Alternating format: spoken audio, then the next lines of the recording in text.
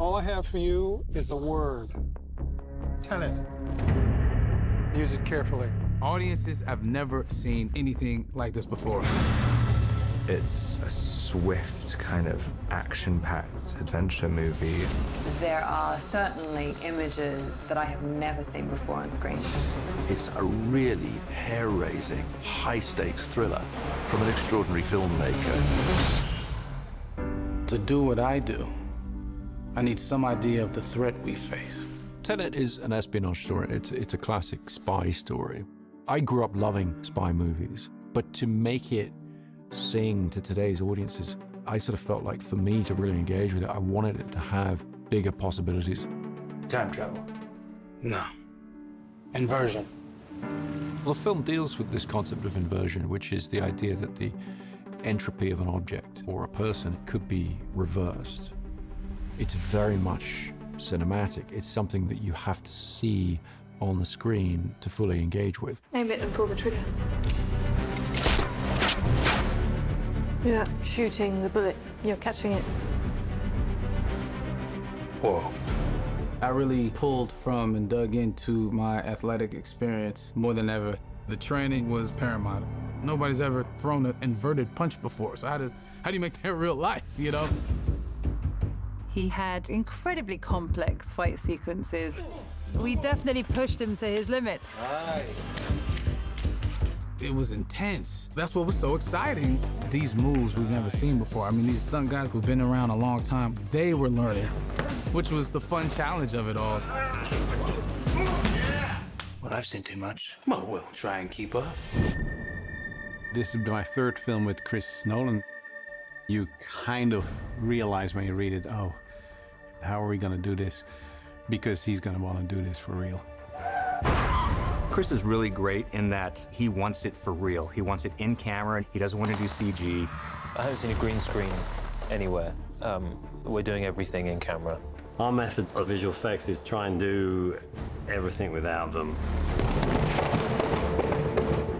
It's almost like documentary-like. It's all practical, it's all there. It just pumps you up to know that. And it's extremely helpful, obviously, on a performance level for the actors. I think the audience is always aware on some level of the difference between things that are animated and something that's been photographed. We always take the approach that if we possibly can, we'd like the actors to be in real environments. Well, I was in. I didn't want any stunt doubles. I wanted to do it for the team because it just benefits the film. Everybody was blown away by John David's enthusiasm. The physicality of that man is, you know, out of this world. If we hadn't had a performer of such skill and energy, those things wouldn't have been possible to do in camera. Chris, after one of the meetings, he was like, it's gonna be hard. He said it just like that. And I laughed, but, you know, months later, yeah, you were right, sir. It was very hard. Chris always sets the tone. He sets the tone for me and for the actors. The actor on a Chris Nolan shoot is very much, you know, it's very much part of a crew.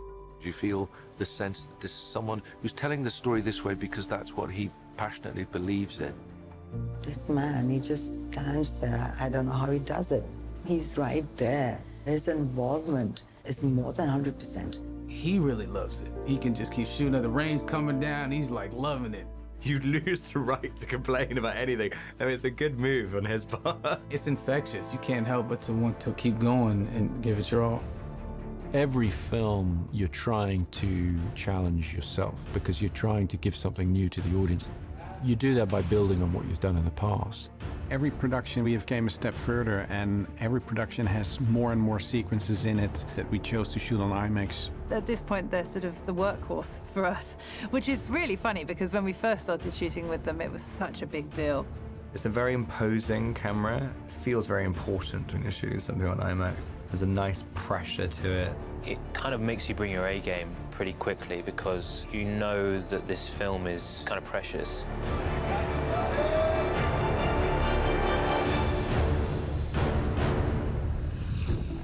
As I understand it, we're trying to prevent World War III. I'm not saying Armageddon here. No. Something worse. The international component to Tenet is very important to the story because it's really about threat to the entire world. Chris always envisioned this film as a sort of globe-trotting action epic, and obviously the best way to do that is to actually travel yourself. It definitely plays into the sort of scope of the film. You know, it enlarges the canvas. We were going places during the busiest times, summer in Amalfi, monsoon season in India.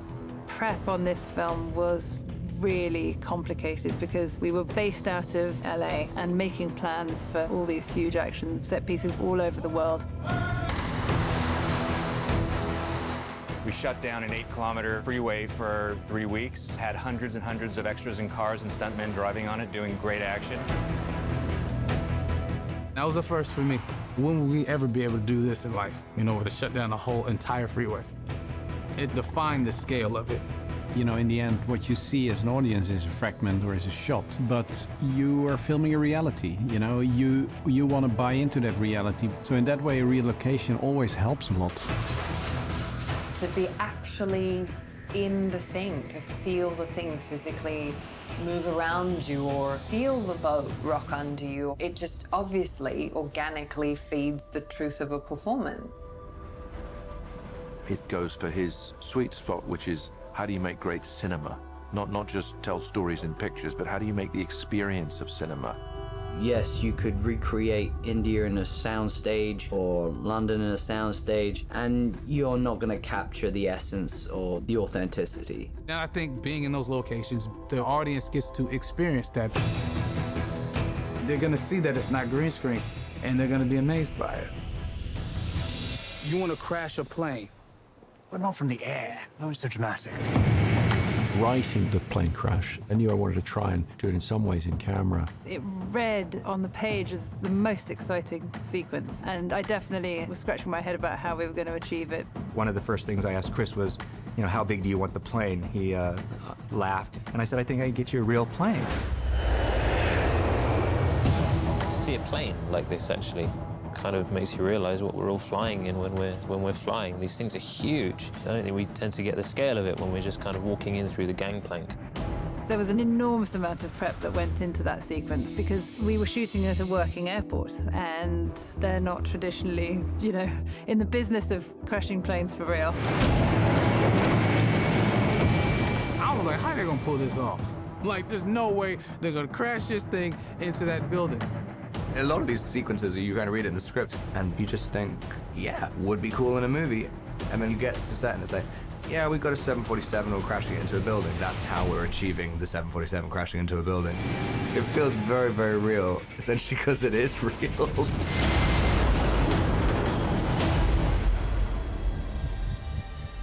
Don't try to understand it. Feel it. With Tenet, I'm hoping to really give the audience a reason for reapproaching action cinema so that they get some of that sense of excitement that I had when I was a kid watching the first spy movies I saw. I'm hoping that this gives people a sort of ultimate cinematic experience. You feel you've been taken through a story, but you also feel you're part of a story.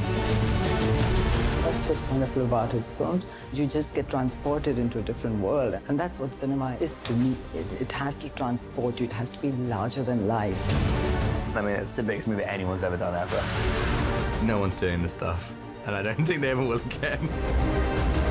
Nobody can really hold a candle to what Chris does, which is create this epic tale of survival and in it thread an incredibly human story. I think you're seeing Christopher Nolan inspired. You're going into an experience that you never had before in the cinema. It's a brilliantly calculated, precise, controlled, amazing story that's also completely out of control. Once you're on the ride of Tenet, you're going to have to really hold on to your seat. How would you like to die? Oh. You chose the wrong profession.